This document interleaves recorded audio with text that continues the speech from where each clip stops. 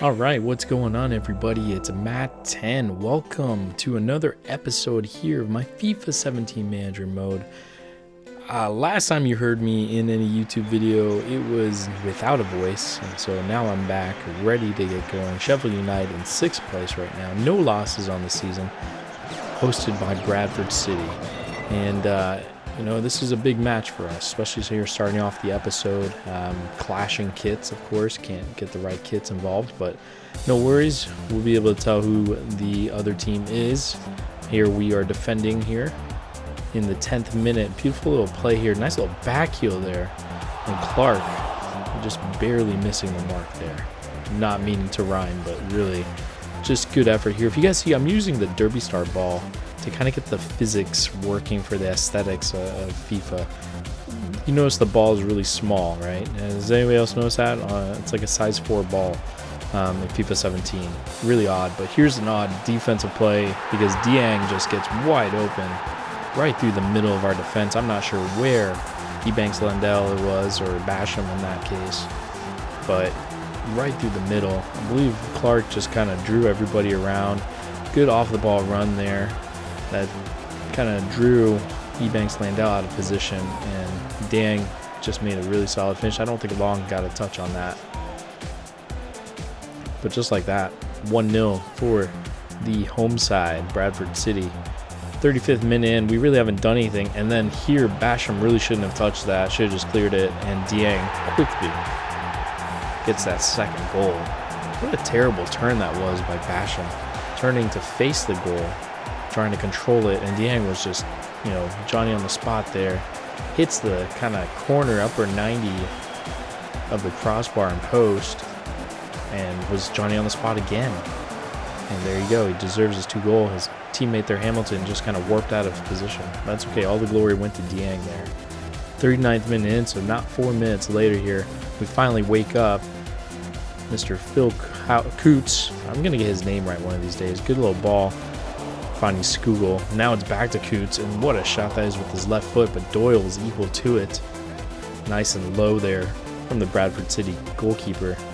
But yeah, we started to wake up here. Even though the shot, this was really close to going in. Just a little bit more to the left, we would have had a goal surely there. But here, right after and in the corner, gonna find John Fleck one more time, who heads the ball. Beautiful little header there. Finds Lafferty. What a strike from Lafferty, of all people. Testing Doyle's other side, and he's equal to it again.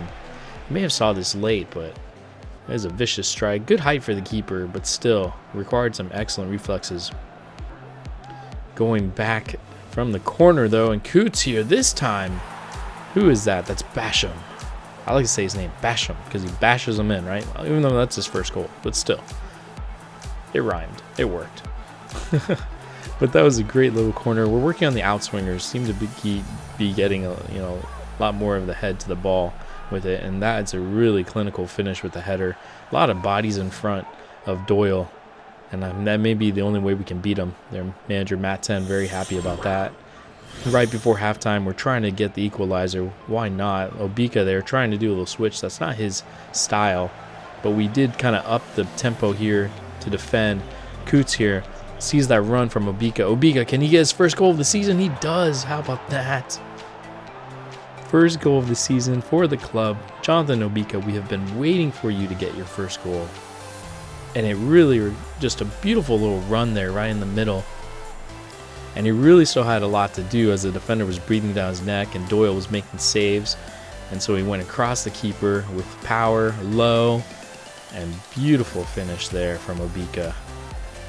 First goal of the season. That's exactly what we need to get going here and continue this streak of just playing solid football. And here, a nice little cross. Not quite cleared by Doyle. We're into the second half, of course, here.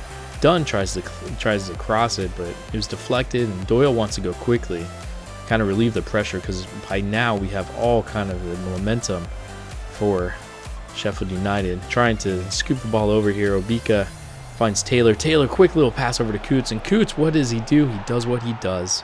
He scores goals. Fantastic finish. Very calm, very collected. Obika, nice little touch here, reading the mind of what Taylor's going to do, and Taylor just really simply the catalyst of a lot of plays. Doesn't get a lot of glory, but man, he can make some plays happen. And Coots there, who's just on fire right now. What a finish that is with his left foot. Doyle could do nothing with that, and you know manager Matt Ten's happy about that. We're jumping into the 70th minute here. Dieng plays a nice ball.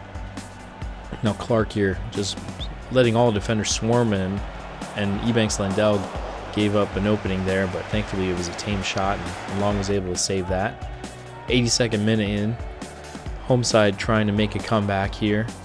Somehow this ball finds I believe that was one of the defenders, and thankfully Long was able to catch that one. Wasn't super powerful, but off the throw there, Skugel's going to find Hussey. Hussey's been playing really good lately, and I want to get him in the matches a lot more. And of course that man, Mr. Paul Coots, just a beautiful little ball over there. And Taylor again with that nice little first touch, and Clark, nice little move there.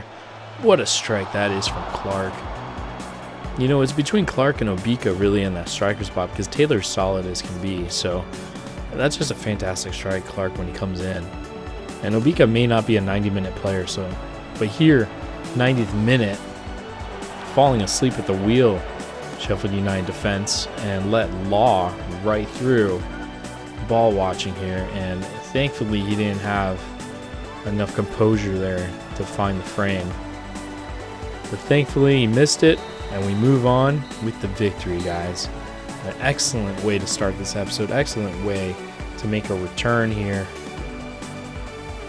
All 3 points away from home, never easy. And Bradford City did play really well. We just had to wake up and you know, take our chances, which we did there. If you see, we had 14 shots, so we really woke up. 9 of them were on target. You know, tackling all over the place as we do. Just playing really solid defense in the midfield. It's from the defensive line where we kind of are struggling right now.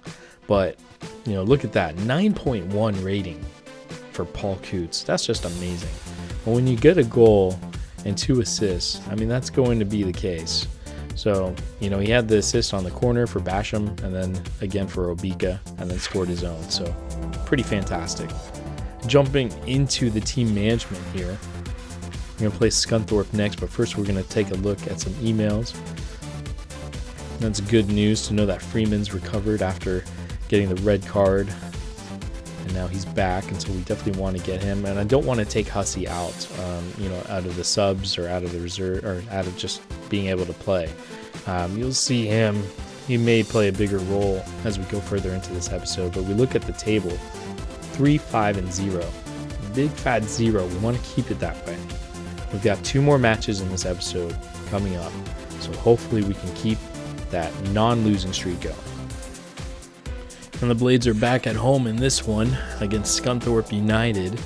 We're hoping to, like I said, maintain that non-losing streak. As you see, we're nice in 6th place with 14 points. They're not too far behind with only 3 points separating us. And I'll tell you guys, this is not one of those matches that you'll see as being a high category for highlights, if you will. But this was a great shot here, highlight of the match, really. One of the best strikes of the match.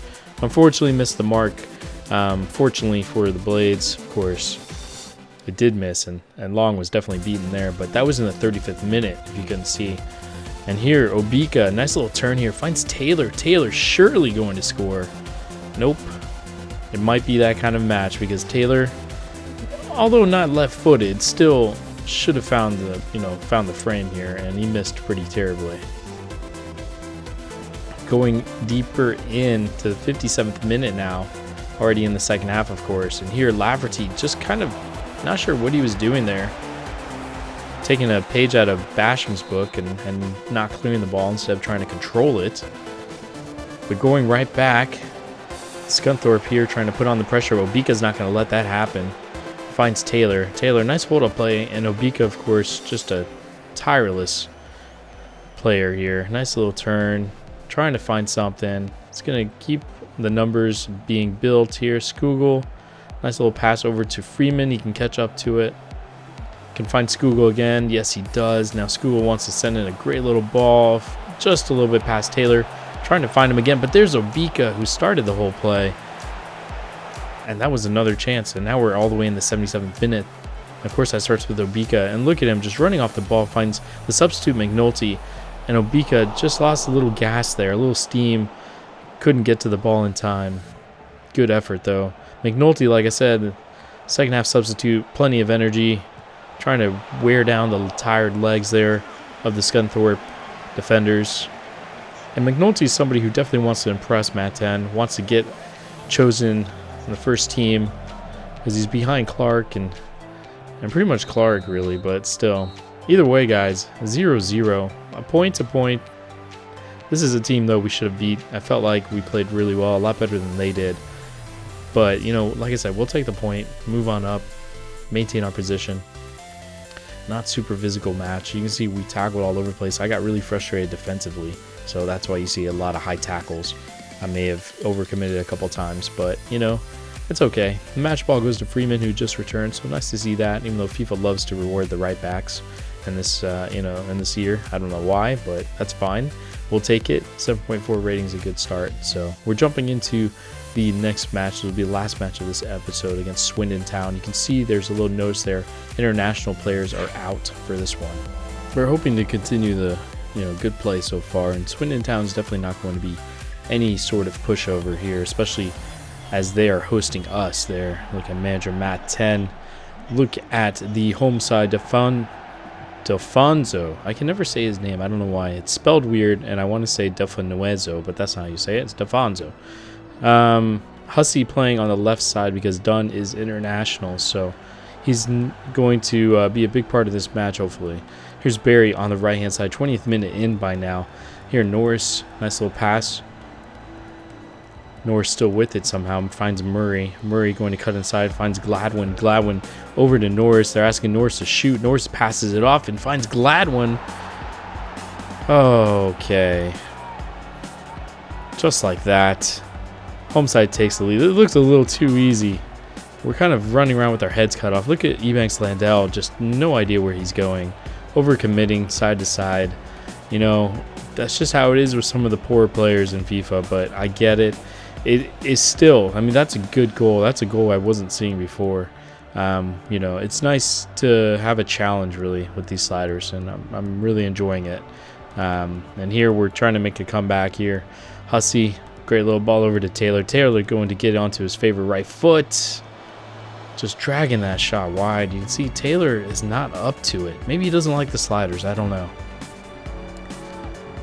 But there, you know, that's not how Taylor usually plays. He usually is pretty clinical, at least finding the target here. Coots, of course, excellent little pass over to Fleck, and even Fleck is not hitting the target. And we know he's got that trusty left foot. And jumping here just before halftime, Defonso again, this time one-on-one with the keeper right through the middle, and really tame effort. Thankfully it was, because Long was probably going to get beaten. But this one went right at his gut, and he was able to get his hands out and make the save. 46 minutes in, right after halftime. Hussey taking advantage of a little misunderstanding there with the ball. Coots finds it, and okay, if Coots can't hit the target, now we're really in trouble. You know, I know it's not on his trusty left foot, but still. 52nd minute in. Fleck there surely should have been a foul. Went through him. I know he got the ball, but he still went through him. No worries, I guess. Drilled past somewhat. Defonso here leading the attack, finds Murray. Murray bringing everybody over on the right side. Norris to Defonso. Okay, goodness gracious, what a strike that was. Honestly, that's probably one of the best goals I've seen from the computer in terms of strike quality. You look at it here, this isn't the best angle to see it. The one next here, even though it kisses off the inside of the post. This one right here, look at this little submarine shot, really low, curling back towards goal. Long had no chance, no keeper would have a chance with that shot. Fantastic strike, fantastic goal. You know, we deserve to be losing 2-0, honestly. That was some pretty poor defending again, right through the middle, essentially. It was a great run by Defonso, but still trying to make a comeback yet again here. And it's making it a little bit tougher when we're down 2-0. But here Clark's come in for Obika, I believe. And here Clark slicing right through the middle of the fence, trying to do the celebration to get the ball, but I can't remember how to do it. I don't know if there's a button for it or not, so I'm running around aimlessly into the goal. But this was a really nice build-up. There's Taylor again. Like I said, the unsung hero, really. He creates all the plays, Taylor does, with those little deft one touches and everything. I moved him further up so he can create that kind of point man emphasis. And, you know, there he sets up his strike partner, Clark. And here we're switching up to a 4-2-3-1 just to respond and try to make a big comeback here, because we definitely don't want to give up this non-losing streak right now. We've got no losses. We want to keep it that way. And so we want to push hard here. 70th minute. Poor little drill pass attempt there. Finds that man, DeFonso. But thankfully, it's a tame effort there. He banks Lendell, putting on the pressure. Clark here. Nice little ball to Coots. Coots surely with his left foot. Oh my goodness. It hits the crossbar. That's his favorite left foot. Strikes the crossbar with so much venom. Oh, man. Any side of the goal, that would have been it. That would have been the equalizer. Here, Lafferty, great little run. Trying to find Obika, and there's a misunderstanding there. That was a great opportunity for us as well. But here, 90th minute, we're trying our best to just get that ball back. But Swindon Town moved the ball so nicely. Good players. Look at that little skill move. Thankfully, we could defend it. And here, McNulty just has to take a better touch. Unfortunately, he doesn't. And that was our chance right there, surely. It was. That's the end of the match. The crowd jeers at us as we go down, get a 1 by that L column, and we've lost this one 2-1. This one hurt quite a bit, but we were outmatched, outplayed. Swindon Town, credit to them. A fantastic goal by DeFonso. Just really a fantastic goal, and you know that if that's a match winner, then that's fine. But you know, looking at the match facts, like I said, we really started to amp up the pressure as we were losing. And like I said, we switched up our formation to let Paul Coots be in the center of the pitch, a little bit more advanced. You know, it worked. I think I should have done it a lot earlier, honestly, as soon as they scored that second goal. Probably should have done it well before that too, because we were gaining momentum. And we just didn't get enough players in the box at times. And so that was a really tough one. Tough pill to swallow on that one, guys. I'm still reeling after that one, but I'm ready to get some more FIFA in. Haven't played since this episode, since this last match for the episode. That's how gutted I was. But, you know, we're going to be starting off the next episode there against Stevenage in the Check-a-Trade Trophy. So looking forward to get some cup action, maybe win some silverware, hardware, whatever you want to call it, and, you know, get this right back on track. But speaking of being on track, you know, this kind of went the opposite way, being in 6th place for as long as we did, and now we're down to 9th place after that loss. That really hurt us. But you know, there's so much football left. We're still very early in the season, of course.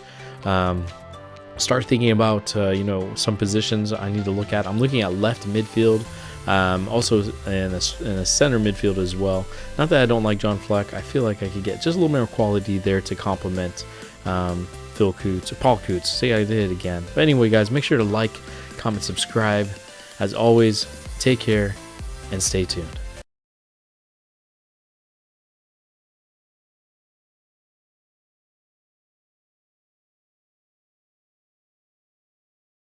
The computer being tested in the air immediately. So it's very rare that a clearance will go straight to the computer's head. And this was a big thing. And this is a good indicator of where all the values combine. So 4850.